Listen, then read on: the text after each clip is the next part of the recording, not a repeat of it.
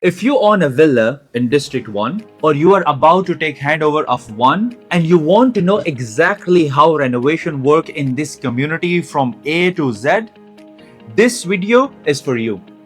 I'm going to walk you through the exact process we followed in real live renovation project right here in District 1. No theory, real steps, real challenges, and real numbers. Before we get into the steps, let me answer the question I get the most. Can I renovate my villa in District 1? And the answer is yes. Absolutely yes. But there is the right way and a wrong way. Stay with me because by the end of this video, you will know exactly what the right way looks like. My name is Salik Zahoor. I'm the founder of Applog Properties. I have been working in Dubai real estate for over 14 years now. I'm an engineer by qualification and a real estate broker by passion. That combination gives me something most brokers cannot offer. I also understand the financial and trading part of the business as well as the technical side of real estate as well, which is something that stands me out from the crowd. Alongside our brokerage work, I'm also a partner in a construction business and we have completed more than 50 renovation and extension projects in communities like Dubai Hills, District 1, Jumeirah Island, Arabian Ranches, and also Al Barari and Jumeirah Island Meadows as well, if I forgot. So what I'm sharing with you today is not advice which is I'm reading from somewhere. This is what I have done hands-on right here in the community and in the city. So the very first thing you need to have before any renovation can truly begin is a handed over property. Whether you are in District 1, Phase 1, Phase 3, Phase 3 extension, or the upcoming District 1 West, which will hand over soon, you need the keys in your hand and the official handover completed from the developer. Once you have the handover, the next step is to sit down and define exactly or to pretty much to maximum extent, what do you want to do? Are you doing renovation, which is working within the existing structure, or you're going to do extension, which means you are adding extra GFA and built-up area? Are you doing hardscape, landscape, or all combination of all these three? This distinction is critical because renovation and extension have very different approval process in District 1, which is under Dubai Holding, and also Dubai Municipality, which is the government regulatory body. Honestly, you can renovate relatively straightforwardly, but for extension, adding to the plot or GFA, you need approval, and that approval is case by case. And the developer, and in some cases the municipality, Dubai Municipality, they will charge fee for that extension, and that fee varies. And this is why step 1 is always critical. Define your scope and then set a realistic budget for each element in that scope. Next step is that now you have the scope defined, again to pretty much extend, you start inviting contractors to give you quotation. Now, I would like to spend a moment here because this is where I see many owners lose their money. They hire the wrong contractor, and it is the single most expensive mistake you can make in a renovation project. So, what does the right contractor look like? First, they must have prior experience inside the gated communities like District 1, MBR City, because it is not a regular project site. The rules are different, the access is different, the standards required by the developer and the regulator and the community management, they are very specific. Next, the quotation that the contractor gives you must be itemized by specification, not a lump sum quotation that says full renovation 1 million dirham. And next step, third, a good contractor who has community experience can actually give you approximate government and regulatory fee for approvals. They may not know the exact number, but extension fee, because extension fee varies from developer to developer. However, a contractor with experience must be able to give you at least a working estimate. After selecting your contractor, signing the contract, the next phase is concept drawing. This is where most first-time renovators, they're surprised because your contractor needs the original villa drawings, the as-built drawings from the developer. And if you do not have them, your contractor can take an undertaking letter from you and request those drawings directly from the developer, or in some cases from the Dubai Municipality. Once they have the original drawings, they produce what we call concept drawing, showing you proposed changes in the layout as compared to the original design. You review the concept, approve it, and the contractor refine the quotation based on the final scope. And then you sign off and pay the deposit. And after the deposit is paid, the contractor prepares detailed drawings alongside architectural, structural, MEP and submit them to the developer, in this case Nakheel or Dubai Holding, for approval, or even Maidan. In this case we have Maidan because District 1 is Maidan, but all of them are now under Dubai Holding.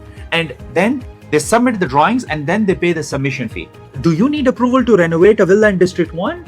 Well, look, if you're doing anything structural, anything that extends beyond building or anything that affects the exterior or any significant internal change, the answer is yes, you do. Here is the sequence. First, your contractor submits to the developer, gets the developer NOC, then they resubmit those approval drawings to the Bay Municipality, and when the municipality clears them, the contractor applies to the community management office for the gate pass to start the work. There are two types of gate passes. There is a short pass. This is for light work, small garden tasks, minor repairs, and then a long pass. Or shall I say a long pass? It is for major renovation work and requires a refundable deposit.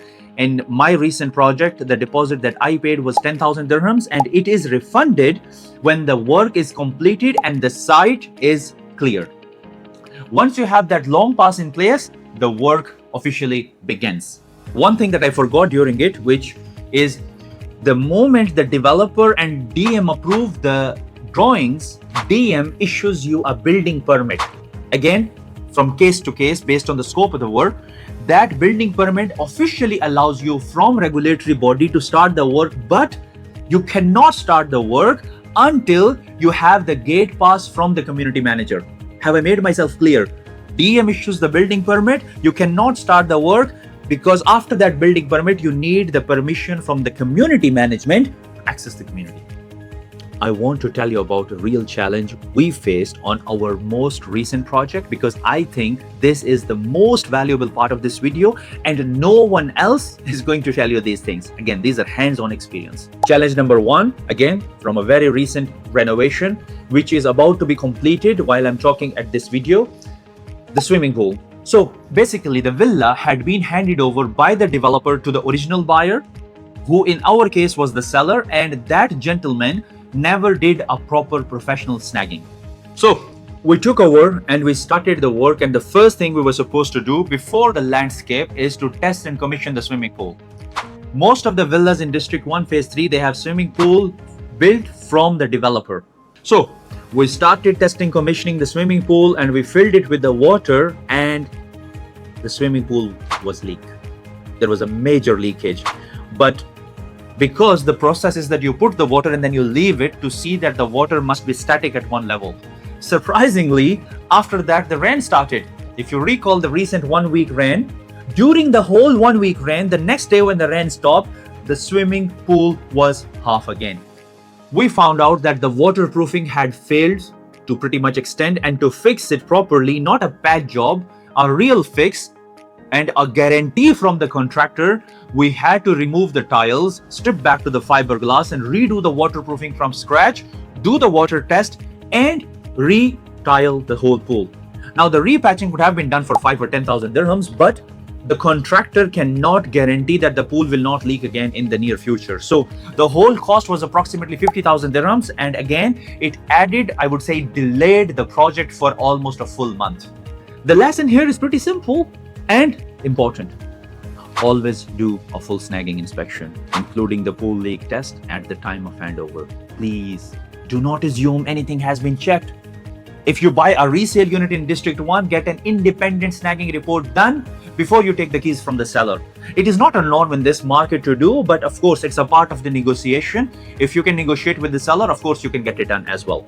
So next, challenge number 2, planting the olive tree in the rear garden. So the client wanted a beautiful, mature, when we say mature, maybe our 150-year olive tree as a feature in the landscape design. Simple enough, right?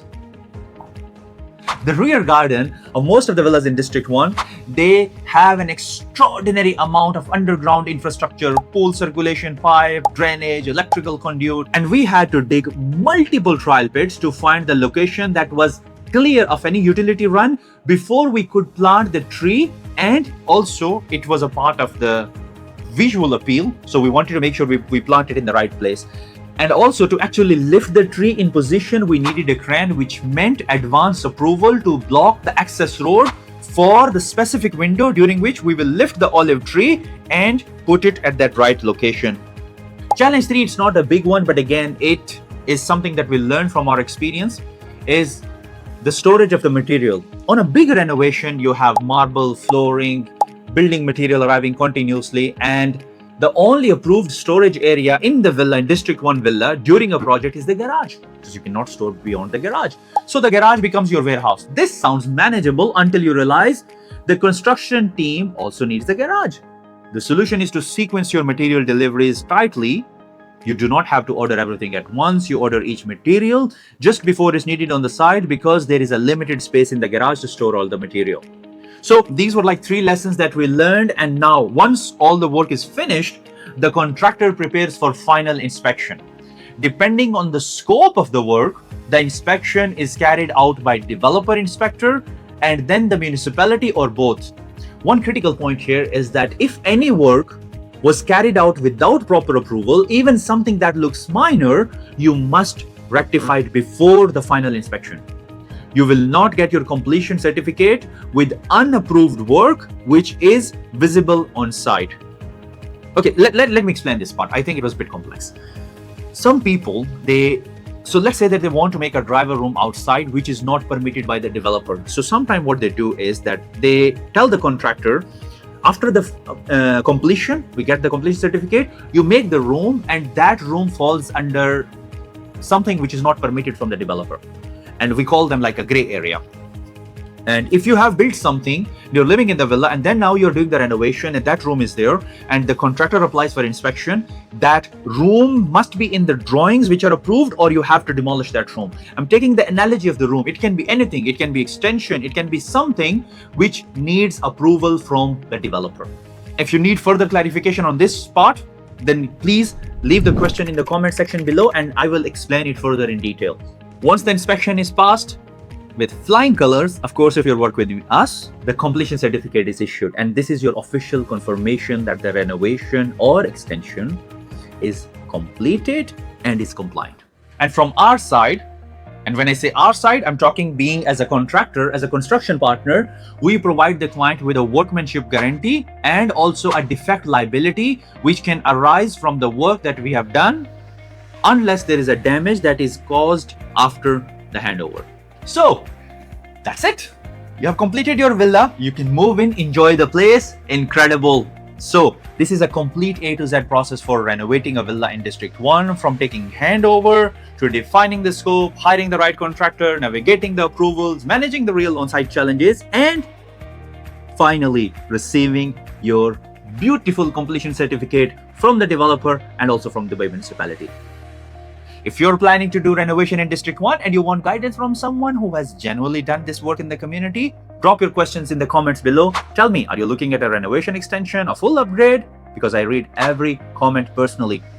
And don't forget, I'm also a broker. I still sell, buy, rent villas in District 1 and in Dubai, of course. So if you're looking for that service as well, please feel free to reach out to me, and also follow and subscribe the channel, because I continuously create content which is about the specific community and also the challenges and opportunities about the community and Dubai real estate.